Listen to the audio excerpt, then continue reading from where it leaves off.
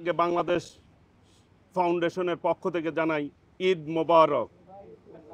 প্রিয়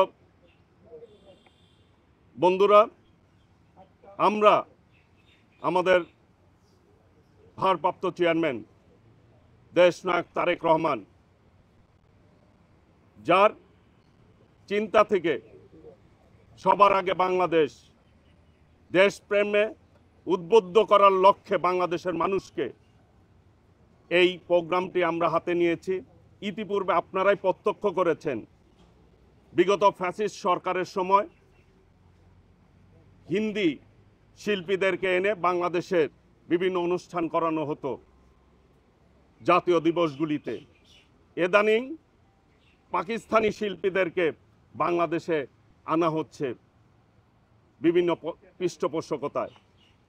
আমরা মনে করি ৩০ লক্ষ শহীদের রক্তের বিনিময়ে অর্জিত এই বাংলাদেশ, শহীদ রাষ্ট্রপতি জিয়াউর রহমানের ঘোষণার মধ্য দিয়ে অর্জিত এই বাংলাদেশ, ২ লক্ষ মা বোনের ইজ্জতের বিনিময়ে এই বাংলাদেশকেই আমরা বুকে ধারণ করতে চাই।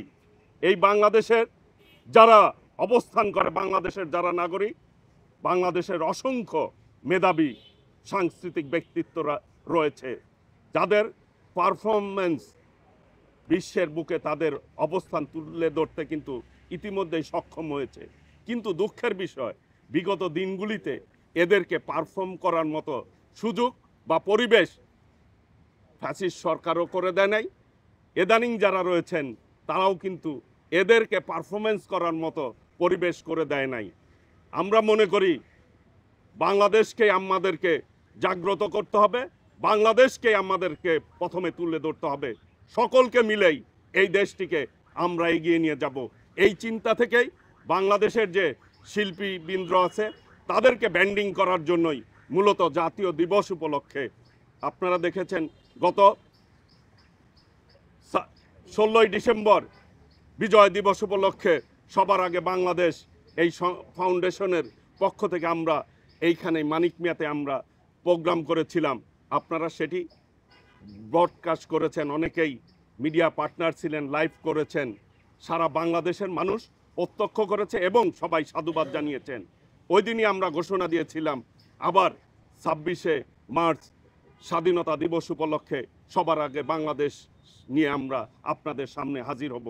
সেই চিন্তা থেকেই আগামী 11ই এপ্রিল আমরা স্বাধীনতা দিবস উপলক্ষে বাংলাদেশের 4টি ডিভিশনে এই প্রোগ্রামটি হচ্ছে।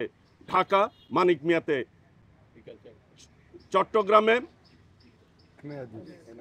এম এ আজিজ স্টেডিয়ামে, খুলনায় খুলনা স্টেডিয়াম, আর রাজশাহী এবং রংপুর ডিভিশন মিলে আমাদের বগুড়াতে আলতাফুন্নেসা খেলার মাঠে অনুষ্ঠিত হবে।